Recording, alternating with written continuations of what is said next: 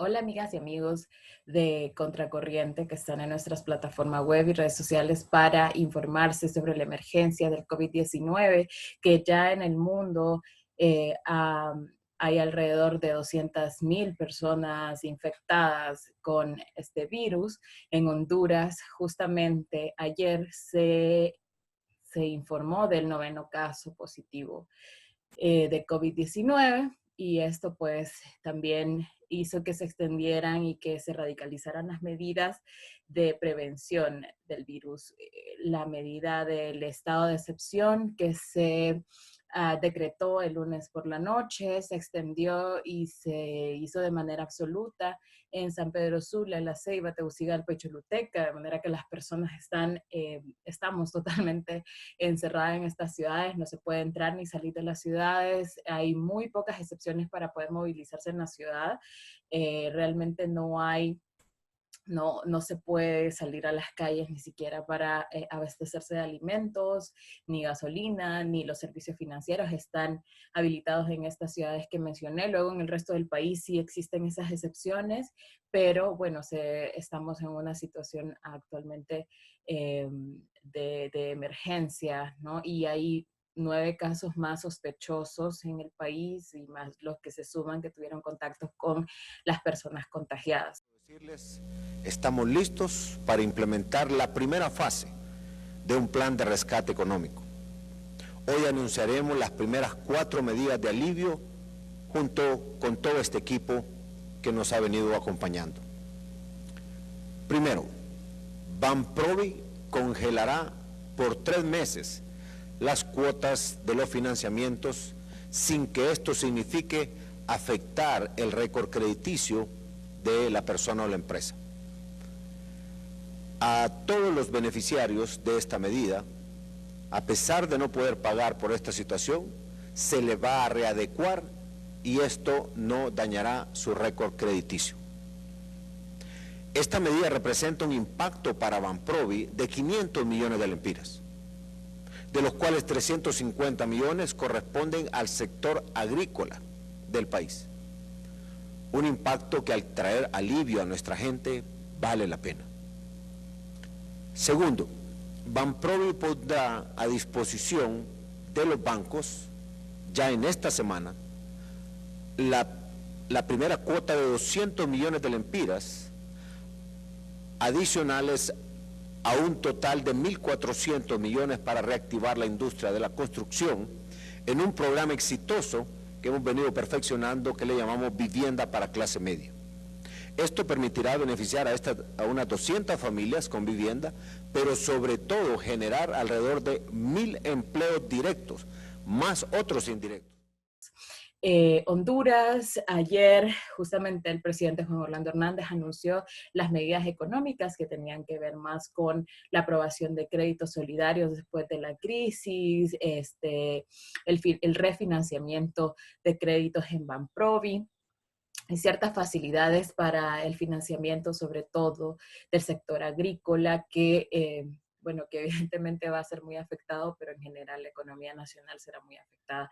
Ya en el mundo se está hablando de una recesión económica global que se viene después de esta crisis y pues Honduras y Centroamérica en general somos países con economías muy golpeadas, con bajas recaudaciones fiscales, con estados débiles, que pues también no podemos comparar las medidas económicas tomadas en Francia con las medidas económicas que se pueden tomar, que son reales para tomar en Honduras. Entonces, bueno, las consecuencias para Centroamérica pues, van a ser mucho, mucho más grandes.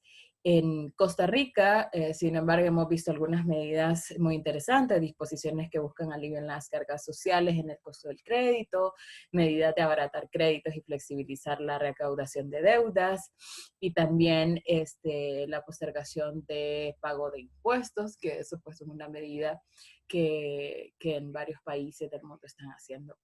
Sin embargo, pues como mencionaba, Honduras, El Salvador, Guatemala, Nicaragua, tenemos economías bastante dependientes, de hecho, de las divisas que entran por remesas, o sea, por las personas que se han ido al extranjero.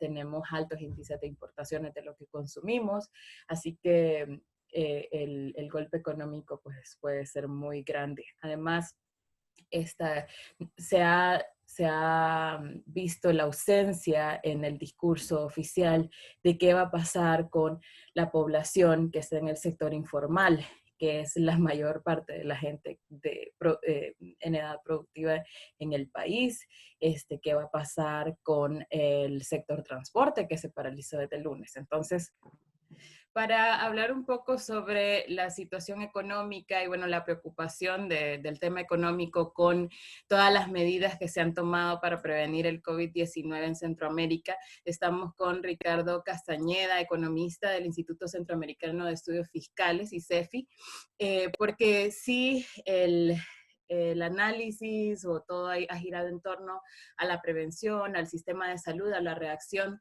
del sistema sanitario en estos países, pero también hay que ponerle mucha atención a las medidas económicas en el mundo. Ricardo, ya se han tomado muchas medidas en Italia, en España, en Francia, postergación de pago de impuestos, por ejemplo, o el Estado está asumiendo ciertos pagos que la gente no va a poder hacer con esta crisis, con esta cuarentena y con todas estas medidas de encierro.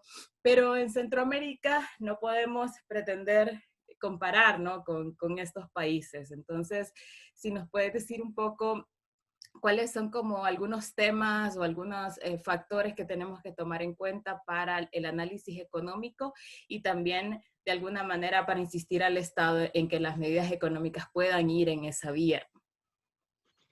Bueno, primero decir que desde el año pasado la economía mundial ya venía mostrando síntomas de que no estaba bien. Lo que sucedió el año pasado es algo que se denomina desaceleración económica, es decir, que aunque la economía crece, lo hace a un ritmo menor, ¿no? Esto es como que uno suponga que va en un vehículo y tú dejas de acelerar. El vehículo se sigue moviendo, pero lo hace cada vez más lento. Para este año, las proyecciones eran que la economía iba a crecer a una tasa mayor que el año pasado. El año pasado el crecimiento fue de 2.9% y para este año se esperaba que fuera de 3.2%. Sin embargo, ya con el impacto del COVID-19, de acuerdo a la Conferencia de las Naciones Unidas sobre Comercio y Desarrollo, la economía mundial solo va a crecer 2.5%. Esta es la tasa de crecimiento menor desde la última crisis económica internacional del 2008-2009. Y lo que pasa es que cuando al mundo le va mal, a la región centroamericana le va peor. Y a partir de ahí nosotros vamos a ver el impacto en distintas vías, ¿no? Por un lado, que ya creo que va a ser lo más sensible, por ejemplo, en el sector turismo y particularmente el vinculado a temas de restaurantes, hoteles, pero también el tema de transporte, porque particularmente la Semana Santa es una de las épocas más importantes para estos sectores, que son de los sectores más dinámicos y que evidentemente ahí van a haber pérdidas enormes. Quizás vale la pena también señalar de que yo diría que nos encontramos frente a una tormenta perfecta, porque adicionalmente hubo una caída del precio de petróleo provocado en buena medida por una disminución de la demanda de China, pero también porque no hubo un acuerdo entre Rusia y Arabia Saudita. La caída del precio de petróleo la semana pasada fue de un 30%. Una caída en ese porcentaje no se miraba desde 1991 con la guerra del Golfo Pérsico. Adicionalmente, las bolsas de valores han venido mostrando pérdidas y quizás es muy importante señalar, o un factor que a mí me llama mucho la atención, es el que se conoce como bear market, que es desde el punto más alto hasta el punto más bajo. El punto más alto había sido a mediados de febrero y el punto más bajo se dio la semana pasada. Entre el punto más alto y el punto más bajo solo pasaron 20 días, algo que no sucedía desde la Gran Depresión de 1929.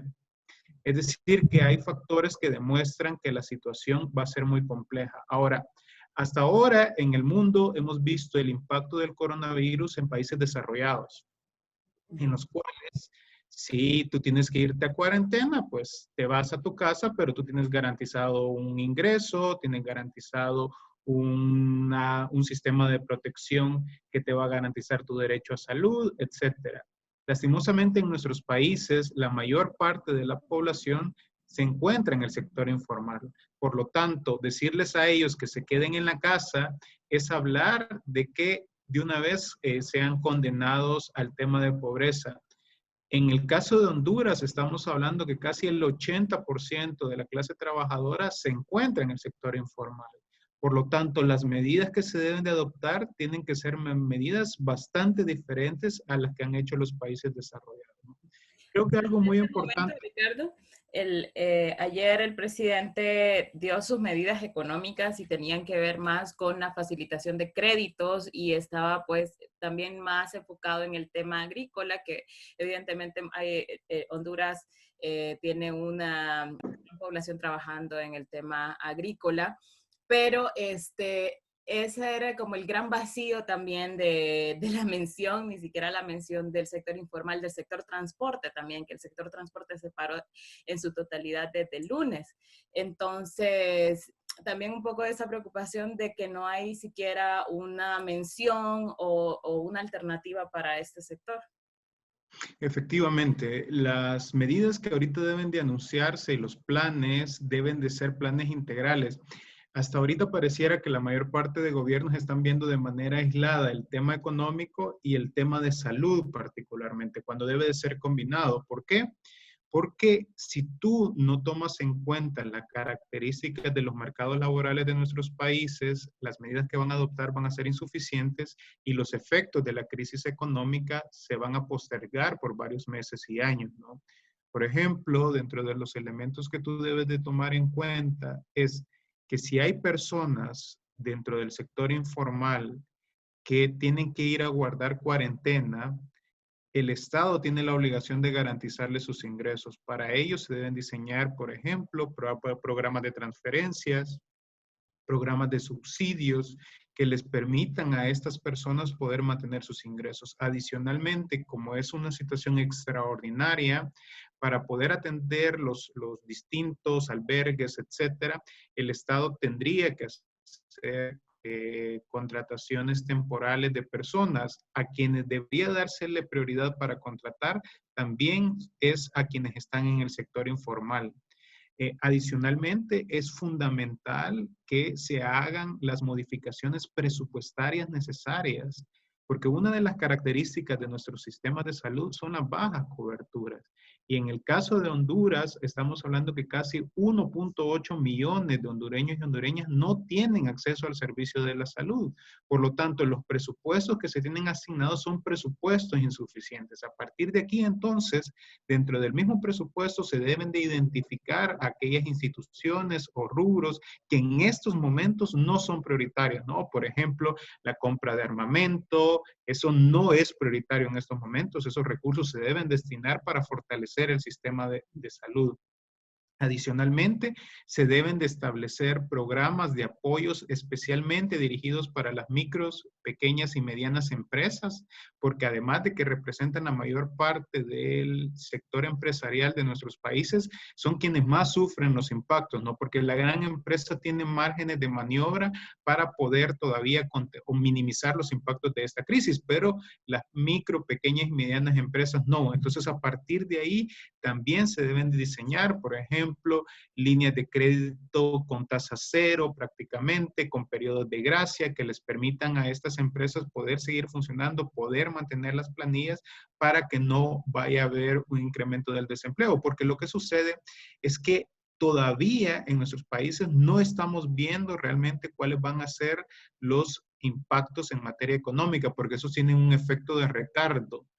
Sin embargo, debemos de prepararnos para ello, porque hasta ahora la mayor parte de los indicadores están en lo que se conoce como la economía financiera, pero ya vamos a llegar a lo que es la economía real, que ahí estamos hablando del tema de desempleo, estamos hablando del tema de pobreza, estamos hablando del tema de desigualdad, ¿no?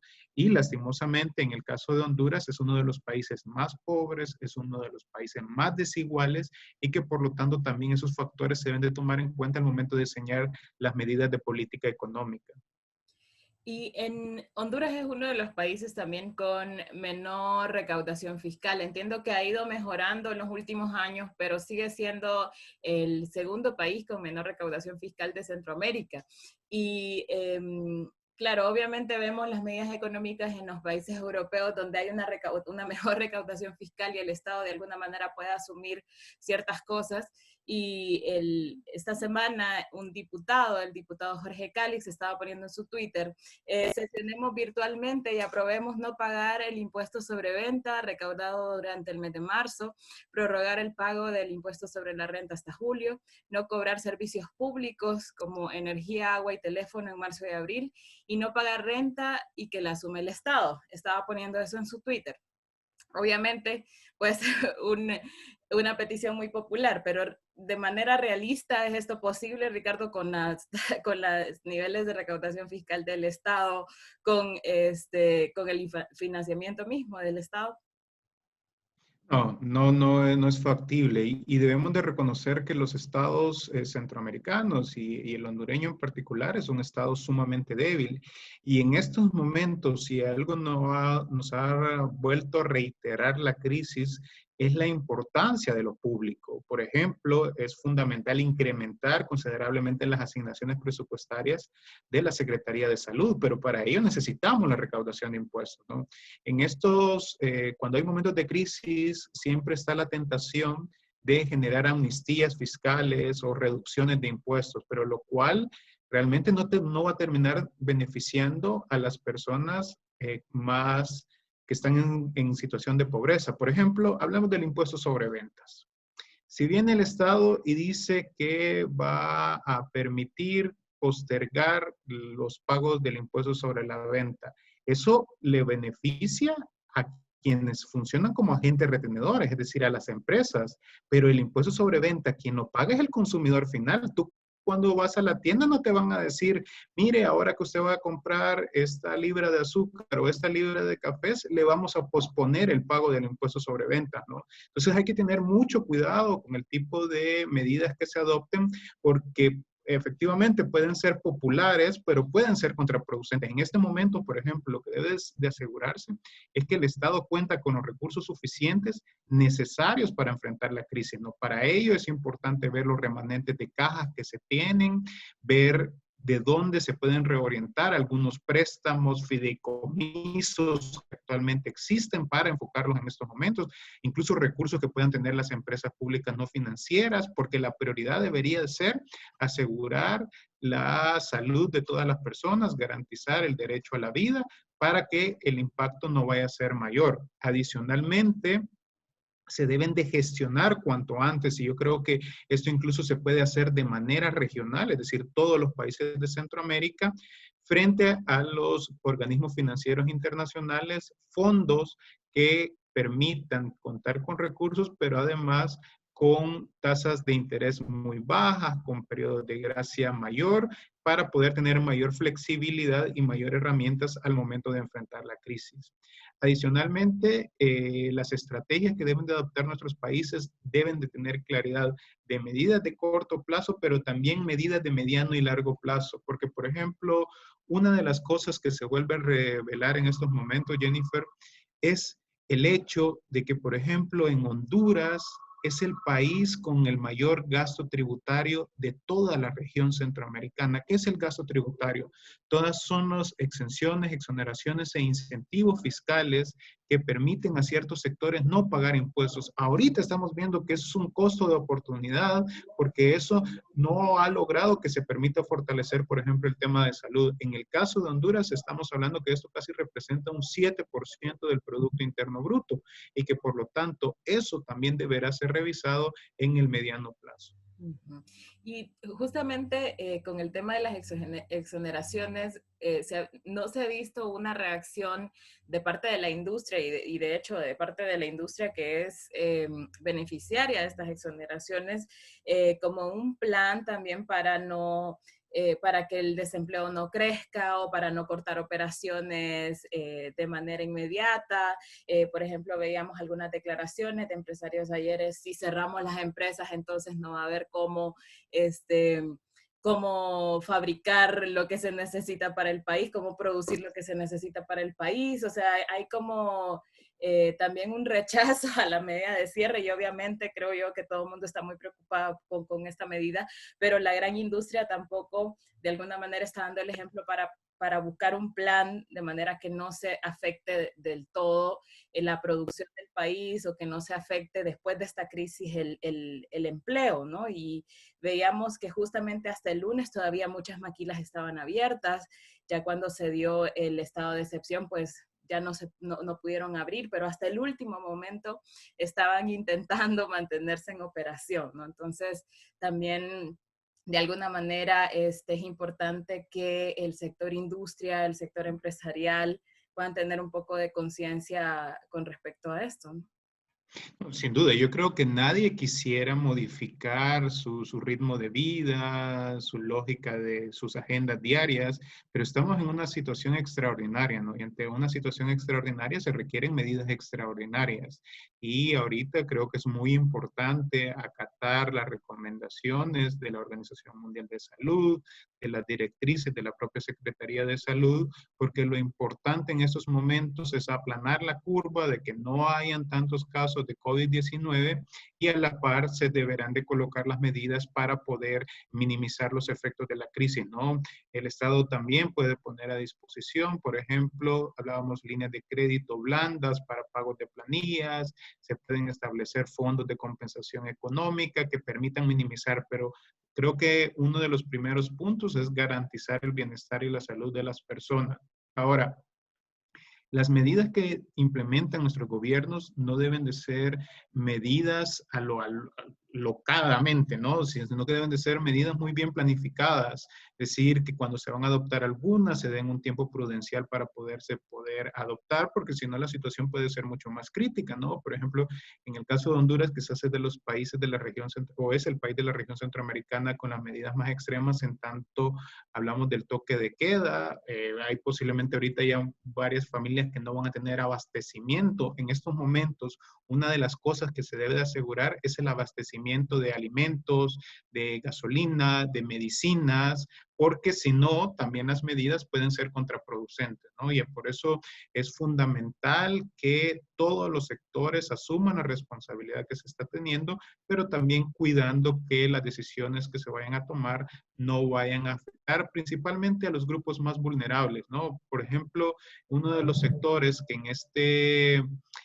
que frente a esta crisis se ve más afectados son las personas de la tercera edad. Eso también vuelve a revelar, por ejemplo, el hecho de que nuestros sistemas de pensiones no están diseñados para cubrir a la mayor parte de la población y que esas personas, si no salen a trabajar, no van a tener ingresos. Por lo tanto, también el diseño de las medidas que se deben de adoptar en esos momentos es garantizarles un ingreso mínimo a estas personas para que se puedan quedar a su casa, ya que son las que mayor riesgo tienen de poder contraer el COVID-19. También una cosa, y ya para cerrar, para verlo esto no de manera local, ¿no? Sino porque al final el COVID-19 nos ha mostrado cómo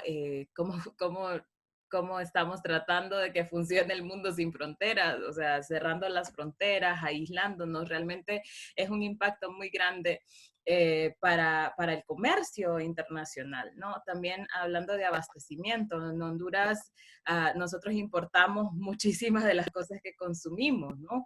Realmente también tenemos exportaciones, no es el rubro que más nos genera divisas, la exportación de café o de palma africana, pero sí tenemos exportaciones que de alguna manera sostienen la economía.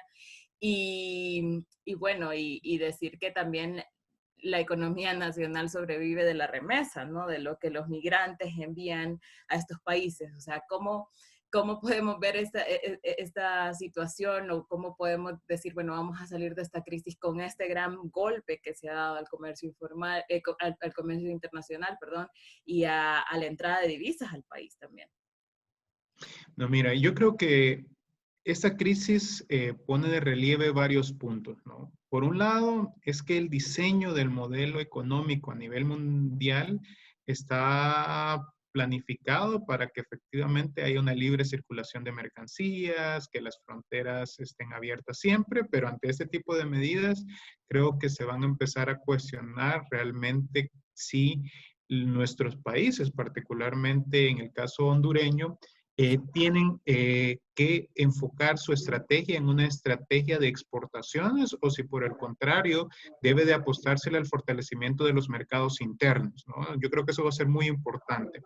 Adicionalmente, esta crisis vuelve a revelar la importancia del sector público, de lo público. Eh, lastimosamente lo que habíamos visto en la región centroamericana, pero particularmente en Honduras, es que se estaba dando un proceso de privatización de facto. Porque si tú no cuentas con un sistema de salud realmente público bueno, las personas lo que tienen que hacer es ir al sector privado. Pero frente a este tipo de crisis, el sector privado no da la talla. Es el sector público el que debe de encargarse, ¿no? Entonces, por lo tanto, el fortalecimiento de los sistemas de salud, pero también de los sistemas de protección social, es clave de cara a lo que se viene. Yo creo que luego que salgamos de esta crisis inmediata en el tema de salud, sí será importante que nuestros países reflexionen sobre el tipo de modelo económico que se están construyendo, ¿no? Desde el ICEFI hemos señalado la importancia de un modelo económico que le apunte a mejores tasas de crecimiento económico, pero que estén vinculadas en la protección del medio ambiente, la garantía de derechos, un modelo económico que reduzca las desigualdades, pero que también a la par tenga un Estado efectivo, un Estado transparente, un Estado que rinde cuentas, un Estado que realmente garantiza el mismo Estado de Derecho. Estos son elementos que se deberán de tomar en cuenta y para esto será necesario tener una política fiscal congruente, ¿no? Que por el lado de los ingresos se cumple el principio de capacidad de pago. Quienes tienen más deberán de pagar más. Habrá que revisar y eliminar todos los privilegios fiscales injustificados. Hay que reducir los niveles de evasión sustancialmente y en el caso del gasto público necesitamos un gasto público vinculado a una planificación, pero que también dé un resultado. Y en el caso de la deuda, una deuda pública que sea bien manejada y que permita responder frente a esos momentos. Yo creo que las crisis siempre son oportunidades y ojalá que nuestros países comprendan para adoptar las medidas adecuadas, sobre todo, como siempre, para poder garantizar el bienestar de las personas. Bueno, muchas gracias Ricardo por atender esta llamada y vamos a estar pendientes de las medidas que se tomen en estos países. Evidentemente es muy importante tener en cuenta esto porque también a medida que pasa el tiempo esto también puede generar una crisis social muy difícil. Nuestros países son uno de los países más violentos de la región y la violencia también se deriva de esa desigualdad, de esa pobreza y de la desesperación de la gente. Entonces, también hacer el llamado a las autoridades a que hagan un análisis bien congruente, que hagan un análisis con expertos, con diferentes sectores de la población, para poder llegar bueno, a acuerdos que puedan permitir que esta crisis realmente no nos adentre en una recesión muy grave después de pasarlo el momento de contagio o el momento de saturación del sistema de salud. Entonces, muchas gracias, Ricardo. No, gracias a ti, Jennifer, y quedo a tu disposición para próximas llamadas. Bueno, muchas gracias por sintonizarnos en nuestras redes sociales, en nuestra plataforma web. Está pendiente de la información que estamos recogiendo ante esta emergencia. Estamos desde casa trabajando.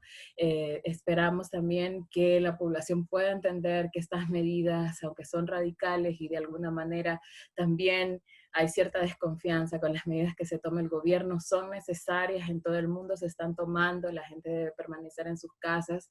Obviamente necesitamos también garantías para poder quedarnos en nuestra casa, por eso como periodistas en Contracorriente estamos tratando de buscar análisis, estamos tratando de auditar también lo que el Estado mismo ha aprobado para combatir esta emergencia. Sabemos que en este momento estamos preocupados por lo que está pasando ahora mismo, con 9 casos confirmados, con más sospechosos, con la aprobación de tantos millones por parte del gobierno, con la falta de insumos en hospitales, pero luego también hay que ver cómo nos vamos a rearmar después de esta crisis. Entonces, este ha sido un análisis económico, pero toda esta semana vamos a tratar de hablar con diferentes expertos para ver qué camino podemos seguir en este país para poder avanzar de esta crisis, y como periodistas pues estamos auditando lo aprobado por el Estado, las medidas que está tomando el Estado y la forma en la que se está haciendo. Entendemos que haya desconfianza, pero sí es muy importante estar informados adecuadamente, no creer en noticias falsas, verificar siempre la información, preguntar, hacer muchas preguntas. Nosotros todos los días nos pasamos haciendo preguntas, entonces es importante preguntar si hay síntomas, si hubo contacto con alguna de las personas contagiadas, llamar al 911. Es muy importante que podamos tomar todas las medidas, y quedarse en casa es lo más importante para prevenir el contagio, pero sobre todo para prevenir que el sistema de salud no colapse, ¿no? Sabemos que tenemos un sistema de salud precario, un sistema de salud saqueado, por eso es importante que las personas que estamos en este oficio pues lo auditemos, pero también el resto de ciudadanía pueda entender que no es posible que este virus se esparza demasiado en este país y que vayamos a saturar el sistema de salud. Hay que tener mucha conciencia por las personas que están también en los hospitales, por los médicos, por el personal de salud que está trabajando y que está trabajando sin insumos suficientes. Hay que presionar muchísimo para que el gobierno responda ante esto y que esto no se convierta en una crisis aún más grave. Entonces estamos pendientes, gracias por sintonizarnos, están pendientes de nuestras redes sociales y de nuestra plataforma web con más información.